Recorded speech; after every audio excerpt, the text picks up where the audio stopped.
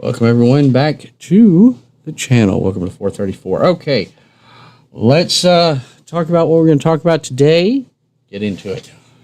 Of course, what we're going to talk about today is changes to VHAM, of course, talkpod, all that. Of course, we're going to talk about the talkpod for a moment, and you know, it's really becoming a glorified paperweight. That's one thing I'm going to mention right off the bat.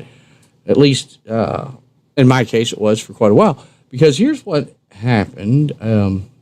If you have a talkpod and you use it for more than, say, an hour a day, you'll run out of data on it. You know, apparently, I don't know how that actually equates, but I haven't been. I'm not too impressed with it anyway.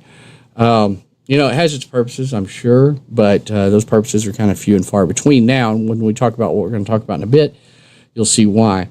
But the talkpod I have, it quit working for a while. It may have been out of date. I don't know.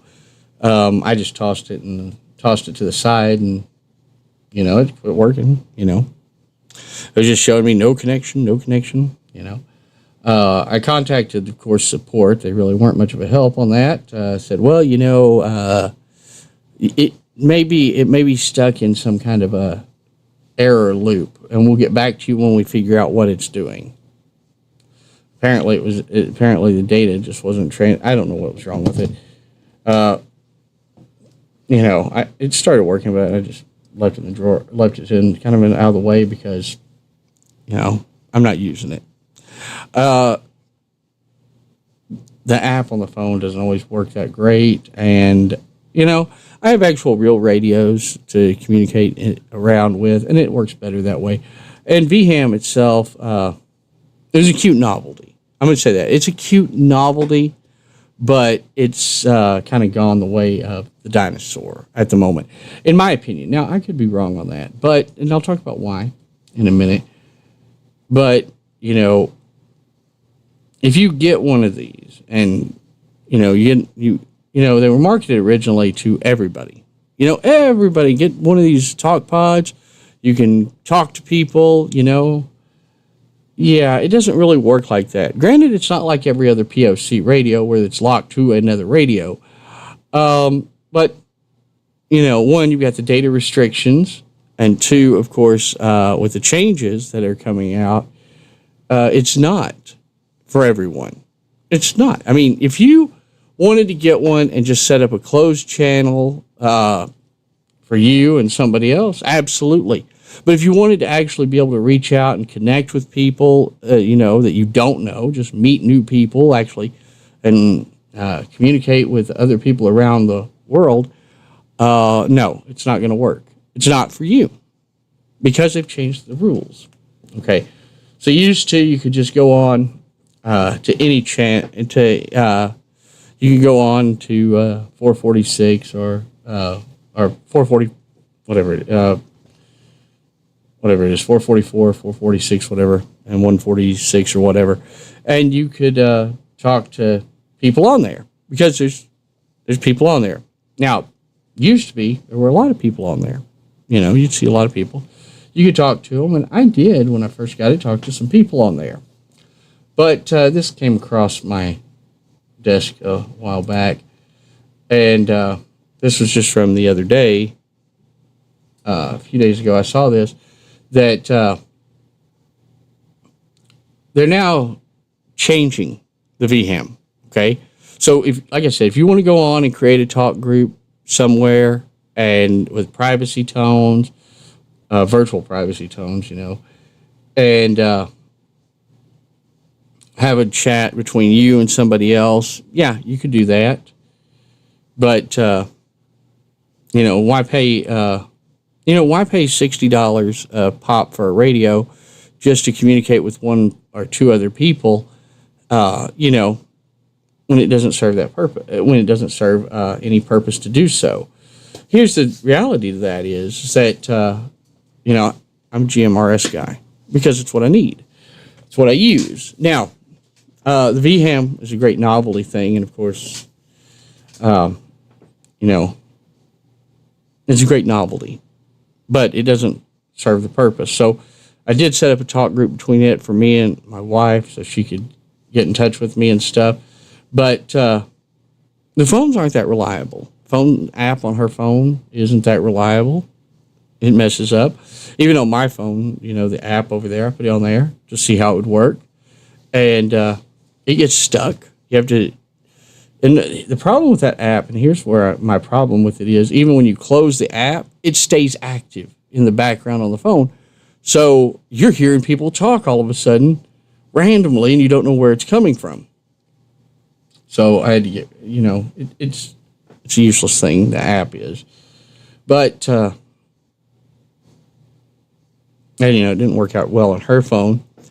But I did like it because, you could talk to other people. Well, now you can't. So, like I said, VHAM has now changed it to where if you wanted a private talk group, there's plenty of quote-unquote frequencies, and it's not actual frequencies, it's virtual frequencies, that you can talk on. However, frequencies 144,000 to to 148,000 and 420,000, all the way up to 450,000. Those are the actual, what actually in the real world are ham bands. They are now restricted on VHAM. They're restricted to licensed operators only on VHAM. And in order to use them now, you have to go online to a website, and you have to submit a copy of your ham radio license in order to use them.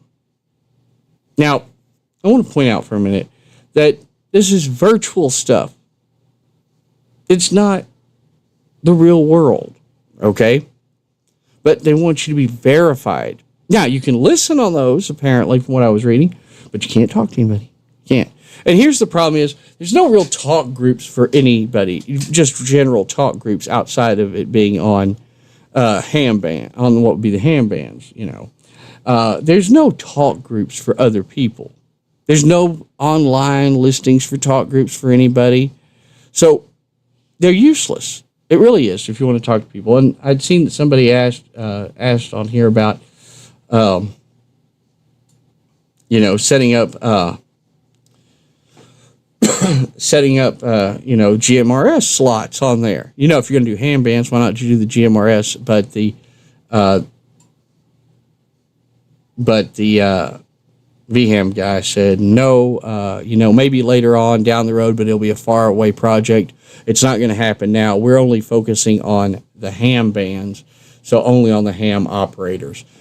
So basically, they've taken a virtual platform that should be open, that was open for everybody, and are now making it an exclusionary platform so that it operates the same as, any other POC radio for the majority of people.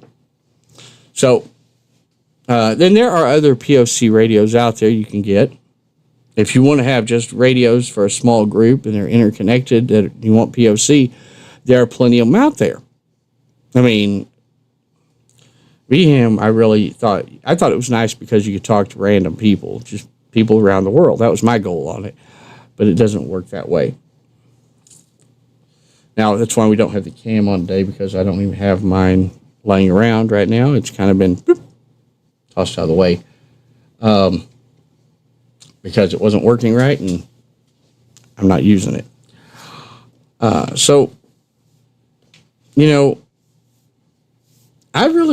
just, it's just a paperweight at this point. Really, it is. Except I'm not using it to hold down paper. Of course, if the fans start blowing really heavy and I have to turn up the fans for some reason, I may use it to hold down the papers. May get it out just to help hold down some paper. But this is, this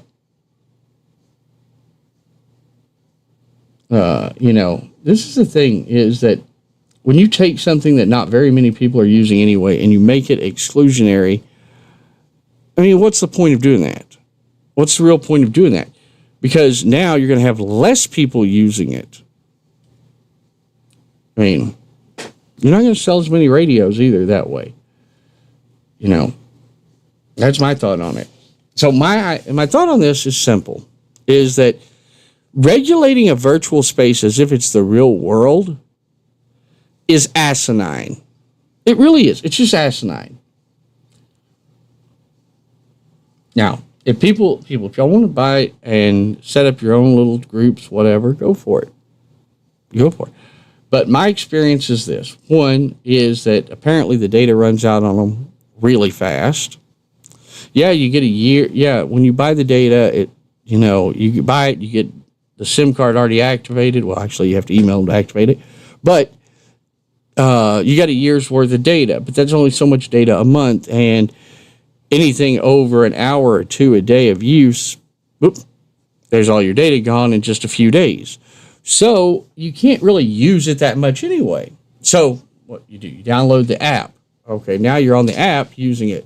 So now we're regulating not a POC radio like it's actual amateur radio, but now we're regulating an app on a phone like it's amateur radio. Anybody else see how ridiculous this is getting? Really, it is. So, no, I don't see that I don't see that it's going to work out really that well for them. And, now if you want to use it on any of those channels, you want to reach out and talk to somebody, no, can't do it. Which, by the way, I'd like to point out that on an actual ham radio without a license, in the event of an emergency, you could actually talk to somebody. But in the event of a real emergency, your VHAM app or your talkpod is not going to work. Because you see, when the phones go down, the POC stuff goes down too. So, I guess you regulate it all you want, but I'm just not in favor of regulating. And I mean, private businesses can do whatever the hell they want. But that doesn't mean that it's a good move. Business-wise, it's not a good move. But, like I said, I tossed it in the drawer because it wasn't useful. And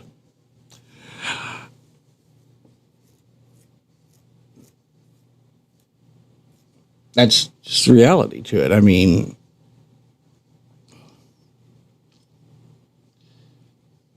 when you can use a real radio to do something, you don't need the POC. That's just a fact. And here's the thing, is that, and I always look at what is useful in the grid down situation, and POC is not. Sorry, it's not.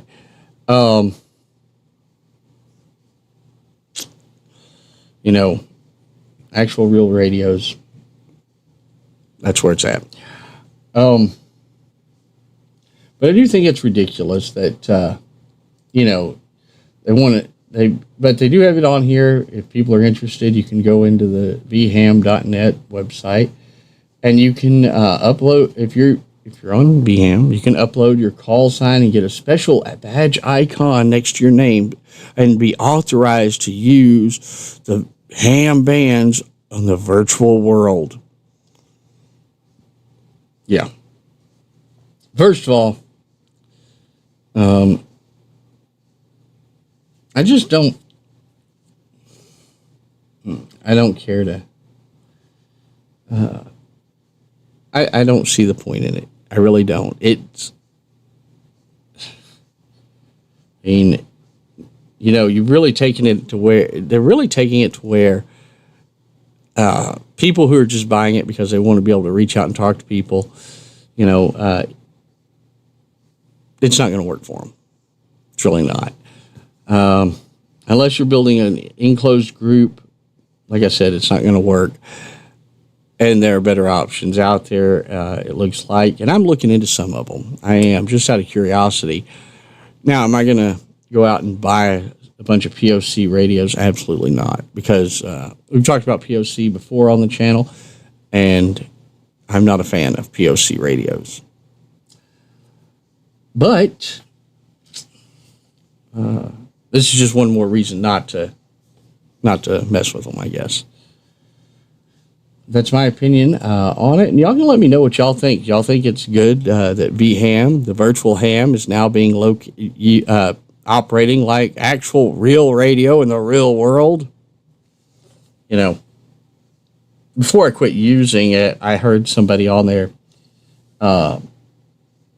they were on there and had come on there and two people were talking, and it was on like 146 or whatever the ham frequency is there. But, this person then comes on there and goes, this is not for chatting, and this is for important or something. Anyways, go to a different channel if you want to talk to somebody. It's something like that, and it was just ridiculous what this person said. And I'm like, why would somebody interrupt two people talking there and just do that? So, it was ridiculous. You always get somebody like that, although. And, of course, if you, you listen to repeater traffic a lot, you have people like that, cantankerous curmudgeons who want to regulate what everybody does on frequency. But now you got people that want to regulate it in the virtual world. Yes, radio. Old-fashioned, old-school radio, that is that's what's going to work the best. in any situation. This POC stuff, this virtual ham stuff, it's not actually going to last. And I think, yeah, it's fine if that's what people want to do. And if they want to market it, if VHAM only wants to market everything and push it all towards only for ham operators now, fine. Do that. You can do that. But, it doesn't mean that, sales will drop off and everything, but if you want to market it that way, go ahead. I think that it's just a tool that really doesn't do what it should do. It's a novelty item. It is. But, novelty items come and go. And I look at a lot of different radios here on the channel. And we're going to be talking, of course, later. We've actually got a few streams lined up for this coming week. We're going to be talking about radios, but we are going to be talking about another topic that is not actually radio related, but it is important nonetheless. But it's in the same category of communications. So, but I look at a lot of radios and stuff. But POC radios, they're not a life-saving tool. They're not. They are a novelty. They're a convenience. And honestly, if you want to know my opinion, I will tell you all this. This is my opinion on it. POC radios, they're great. I mean, if you want to have a small group, whatever, and pay a lot of money to buy a bunch of them up, whatever. But it's sort of like you go into a place, they've got their little POC radios, there's little bitty ones in their hand, the little ones, and they're talking on it, and then the person who's talking on it always acts like they're so important, So the thing is that, one, the radio doesn't make you important. Two, in a grid down situation, the POC radio is useless. It really is. And that's what we should look at when it comes to radio and stuff, is actual communication with people. That's what radio is about, is communicating with people, making contact with other people. Now, and I will say this, in my area, actually I hear more, there's more traffic on the FRS and the GMRS radios than there is on the ham radios. That's just the way it is. And we have multiple ham repeaters in the area, but we also have a couple of GMRS repeaters. Now, there's just more traffic with people just wanting to communicate directly to each other, through the GMRS, which is great. But in a grid down situation, that's going to work better than the POC. Like I said, the talkpod, mine glitched out, and then it started working again. I don't know if it's still working. Like I said, I tossed it in the box or the drawer or whatever, out of the way. It's over there somewhere. But I just didn't keep using it. That was my thought there. So anyway, like I said, now you have to go get, now if you want to use the VHAM on the ham bands, which are virtual, they're not real ham bands, not regulated by the FCC. I mean, you have to be verified. And of course, they keep you from doing it because you have to have verification. Otherwise, you can only lead, or only listen, sorry. Yeah, and they're updating it. So only the verified users can use it, and the unverified will be limited to receive only mode. Well, okay, so let me add this in there. Why would you spend money buying a radio that you can only listen on? I mean, seriously, I'm not buying a radio so that I can sit and listen to some people talk about, and by the way, I'm going to say this, is that 90% of the ham radio traffic on the VHAM, 90% of it is how's the weather there? Oh, well, yeah, it's okay. Yeah, the weather over here is good. Yeah, That's all it is. It's a weather report. That's all they're doing is they ask for a radio check and a weather report. So they're not really actually sharing information. There's about 10% of the traffic. People talking, chatting, sharing information. Few and far between. So really, I mean, that's a useless thing. So let's just, so now in order to share the weather report with somebody, you have to be verified through a website. Just think about how ridiculous all that sounds, because it is ridiculous. But like I said earlier, I wouldn't recommend it. I mean, I don't see the purpose in spending money on something that you're not going to be able to use. And the VHAM, the talkpod, which is on talkpod, you're not going to be able to use, really to communicate with anyone, because all the traffic are ham people who are now going to be only verified, so won't be able to communicate there. And they have no interest in, creating talk groups for anybody else, or and there's no online groups where people are getting together and going, hey, you know what, I've got this device, I'm on this talk group. There's none of that. So you can't find anybody on there unless you manually sat there and punched in every single 6-digit frequency imaginable from 1 million up to 9 million or whatever it is.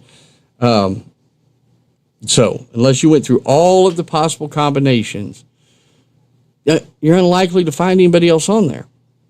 So it really is just actually a waste of time, unless, of course, you want to go through that process of, being a ham operator, submitting a ham license, and having it verified and by someone else in order to be allowed to use it. So y'all can let me know what y'all think on it. You think it's a good idea to have a verification in the virtual world? Or do y'all think it's just ridiculous and it's not going to, it's not going to do anything, right? I think it's a bit on the ridiculous side, but like I said, leave your opinions down in the comment section below.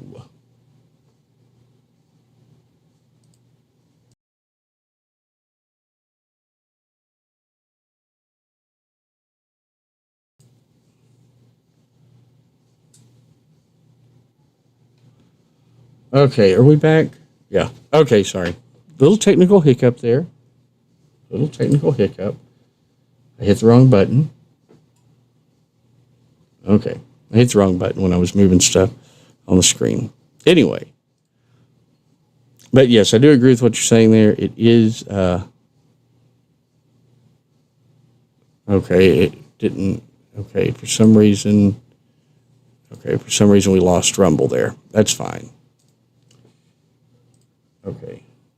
Okay. Yeah, technical hiccup there. Anyway, it doesn't matter. All right. Anyway, yes, you are right that well, there's two things that is why do we want to pay for to use something, in the virtual world? That's sort of like buying, to me, and this is just my opinion on that, is that buying something in the virtual world, like paying for paying a fee for a POC radio and then having to show verification in order to be allowed to use it. I mean, that's sort of like, these young people who get on things like, I can't think of the name of it, but some of these virtual reality games. And they go in and they build a whole life on it, and they're buying virtual land, virtual clothes, and all of that for a freaking character in a game. That's a lot like what this is. This is what basically is being done with the whole VHAM idea, is that, you know what? Now you have to be licensed to use it. But we're glad we already got your money for those that aren't going to be able to use it. Because like I said, it's not going to be useful to anyone who doesn't have a license, because nobody else is on other channels unless you're going to go through all the channels to figure it out. And, getting a license, of course, yes, you can study for to take the test and everything, but amateur radio, really, a lot of it is, there's a lot of gatekeeping to it, because the questions on the test. Okay, so for those that haven't looked at an amateur radio test, I have. And they're changing the questions, so now it's going to change next month. So anything that you studied for now, well, got to start over. So, but amateur radio, of course, yes, you have to take a test for. There's different levels, but none of the things in the test actually cover using the radio. There's a lot of electronics questions on there, a lot of, now, of course, there's questions dealing with rules and regulations and frequencies, and that's important to know, yes. But there's nothing on there to tell you how to use your radio.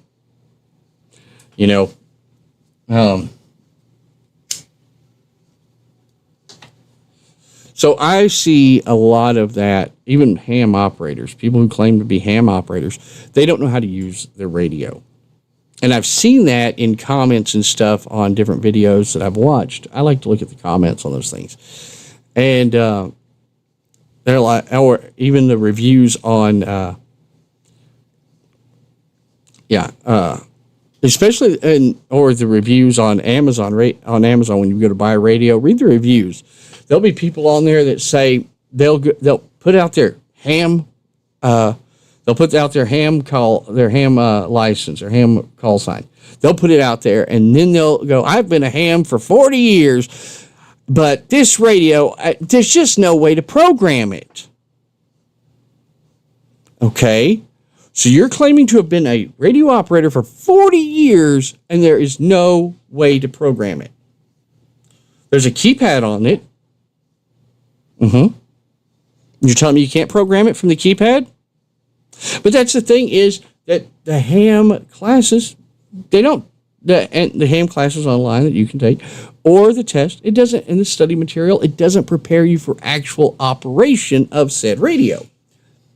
I'll give you all a good example of this. So recently I purchased a radio. It'd been on my list for a while. I had looked at it, and we will do a review on it here on the channel soon. But I looked at it last year, and I said, no, I'm not going to buy it. It's too much money, and there's no software for it. So and I contacted the manufacturer through an email, and I asked them, hey, do you got software to program this radio? And they sent me some software. Didn't work. The software wouldn't even load onto the computer. So, but this, a month or two ago, the radio was on sale. I saw it again, and I said, you know what? It's on sale. I'm going to go ahead and pick it up. Now, I read the reviews. No programming software for it could be found still. I even contacted the manufacturer through Amazon after I purchased said radio and asked, hey, can you get me the software? And they said, well, it's too big of a file to upload here. And I said, well, do you have a website that it's on or anything? No, it's not available for download anywhere. So there's no software for it. Okay, so I got this radio. Now, I'm not a radio expert. I'm just a guy who likes to play with the radios. But here's the thing. So I got this radio a while back, and I get it shipped. I get it from Amazon. It took, about a week to get here. Wasn't one of those overnight things. And I opened it up. I put the battery in, turn it on. It's all in Chinese. Okay, well, now we got a problem because I don't read Chinese. I don't. I read a lot of things, but not Chinese is not one of them. So I pulled out the instruction manual sent with it. This was funny because the manual only in Chinese. Now, at this point, you could just send the radio back and get a refund. But it was a good price. So I messed around with it.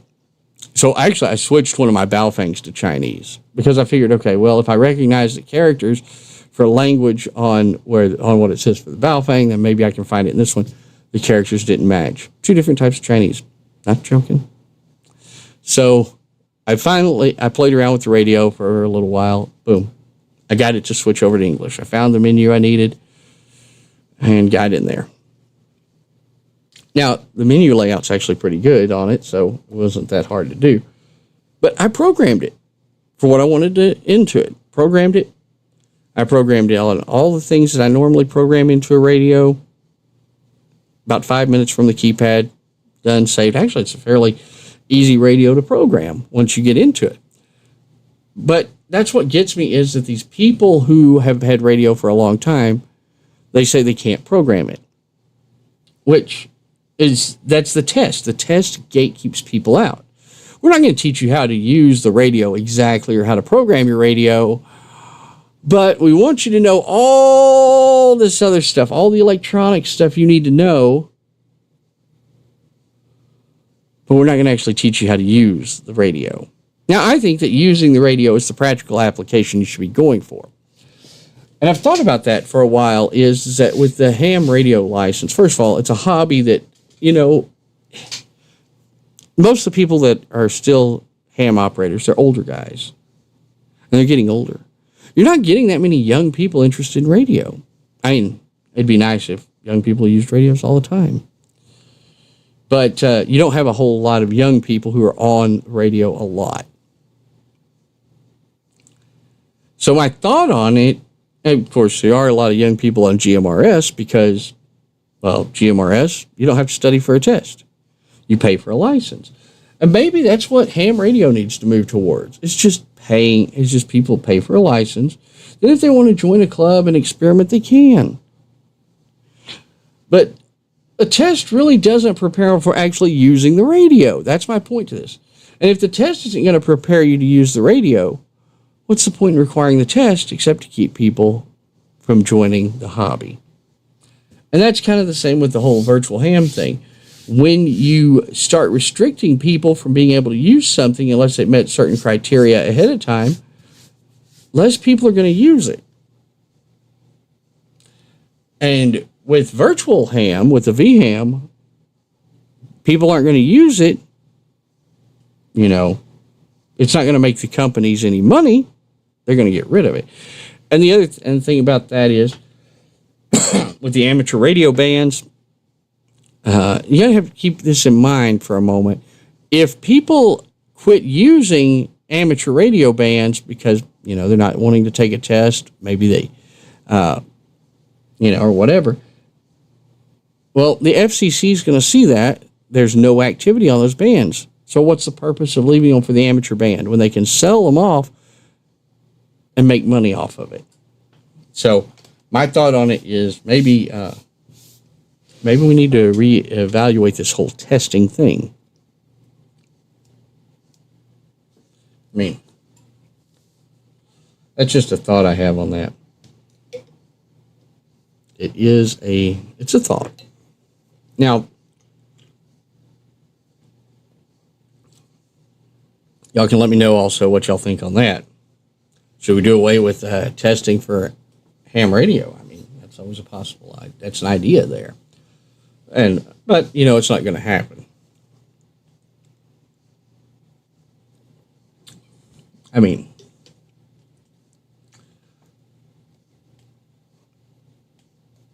yeah, I could get an amateur radio license, I'm sure, but I quit taking tests when I was in school. But other than that is that there's no one using amateur radio where I'm at. Not a lot of people. Like I said earlier, I listen to the ham repeaters in my area, and I listen to the GMRS repeaters in my area. And the ham repeaters, like I said, have less activity on them than the GMRS repeaters. So when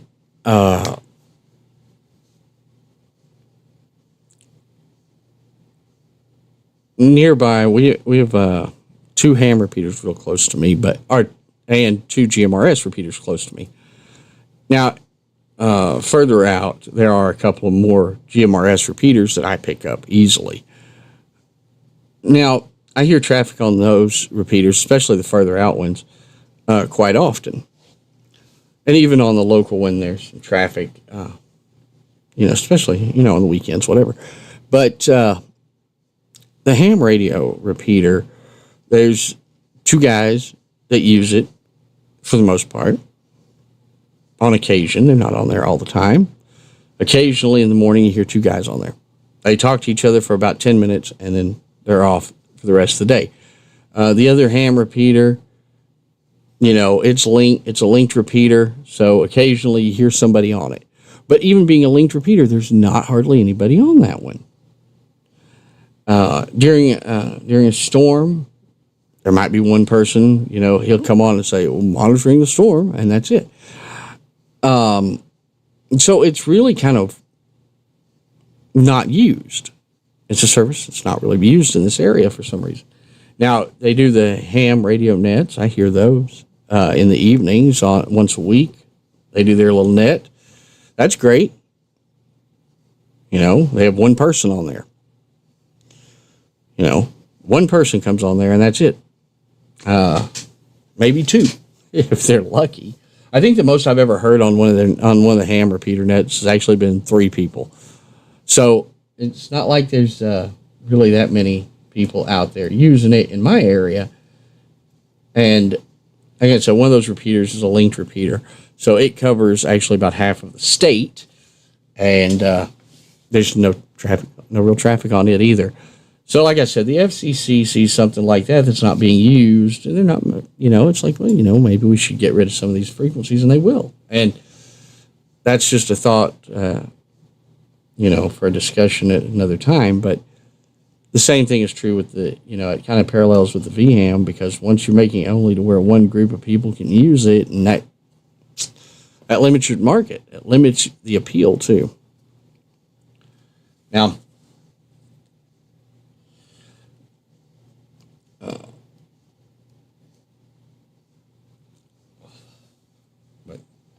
that's just some thoughts I have there. Y'all can let me know all of your thoughts in the comments, below, and, we can address them in a future video, a future live stream. All right, coming up later in the week, we've got some more radio reviews. We're going to be talking about another thing with the FCC this week on this channel. So y'all be sure to join in on this channel. Maybe we can actually get, some interest over here. But we're going to be talking about a thing with the FCC this week. And then we've got 2 or 3 radios we're going to talk about. In fact, we actually may be talking about the one I got that was only in Chinese, which was a real trip, but I'll share it with y'all probably later this week. We're going to look at a couple of radios this week. One will be, one has a problem, but there is a solution to solve that problem. And these are GMRS radios we're going to be looking at this week. And the other one, we could probably look into it. Could probably do that. Another one that we're going to be talking about this week is we're going to be talking about another GMRS radio that I think is more of a glorified walkie-talkie, but they're all walkie-talkies, but you'll find out why I'm talking about that, what that's about later. It actually reminds me of, so I'll just mention it a little bit here. If y'all have ever seen Back to the Future, y'all ever see Back to the Future? Remember the old green Radio Shack walkie-talkies that they were using in Back to the Future in the 50s with a pull-out antenna? By the way, I actually had one of those as a kid. So it's kind of interesting thing there that I had those. at one point, those old walkie-talkies. But although this doesn't have the pull-out antenna, and I could put a telescopic one on there, and it's not actually green, it reminds me so much of that radio and the weight of it and everything. I was like, it's like the Back to the Future radio in a sense. Kind of funny. Okay, yeah. What, actually, I was thinking this. Here's an idea. Here, talking about doing a live together this week. That'd be great. We could probably do that on here. We should just do a radio chat stream, just talking about different radio things one day this week. We could do that. Get with me and let me know when you want to, and we'll set it up. And we can just do a radio chat over here, talk about different radio stuff. That's actually not a bad idea. We could actually do that probably. We could actually start doing that maybe once a week, and that wouldn't be a bad thing to do at all over here. Because that's all that we talk about over here is radio. Well, except for what we're going to talk about this week, dealing with the FCC, because that's actually one thing we got to we'll talk about later. But yeah, but a lot of the radios that I have a lot of radios, on my desk I've not done reviews on. Those that would like to know, I've done reviews on a lot of radios, but then, I take some off the desk and I put more on the desk. So I'm going to try to get those cleared off. But yeah, we are going to bring the cams back for this channel. I am going to try to set up the other camera on this channel, but so we'll have it. But I haven't been able to get it done yet because I've got to do some positioning and figuring out where to put it because of how the microphone and everything's set up. So that's going to be another issue to address this week. But we still have the boom cam from when we're doing reviews, but I wanted the other camera. But yeah. Yeah, well, Mike can do that. Of course, I got to set it. Of course, I have to set it up to broadcast that over here, but, I can do that. I have to go through the, I forgot what the thing is I use for that.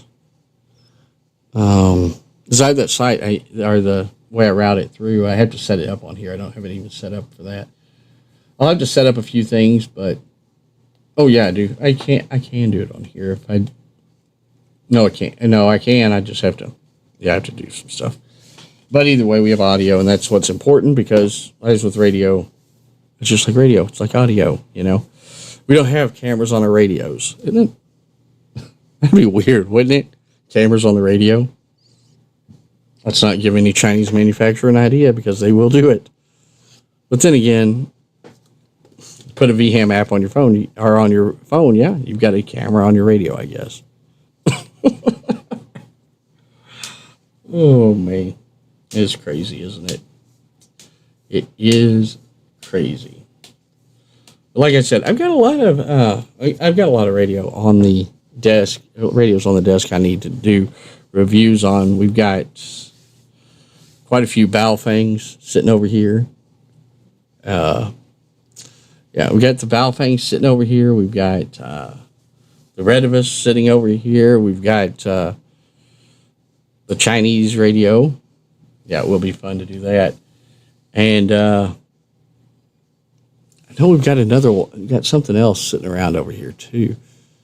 But we're going to talk about a lot of stuff here.